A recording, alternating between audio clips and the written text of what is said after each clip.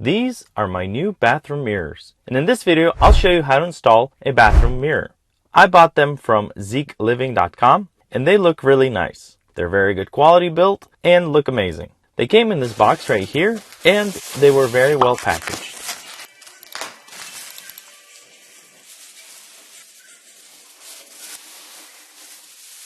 First, I measured out the center to center of the existing slots so that I know where to map them out on the wall. I'll be using these picture hanger hooks and I'll have links in the description below. But as you can see, I can't use them the way they are because I need them to be flat against the wall and basically parallel to the mirror. So what I ended up doing is taking some pliers, bending the hooks out a little bit like this. Now when I try them, they are parallel with the frame and it will hold the mirror. So I marked up the spots on the wall and nailed the hooks to the wall. Make sure that they are leveled to each other. Once they were installed, I just had to remove the protective film and that was it. Go check out how I installed my light fixtures in this bathroom.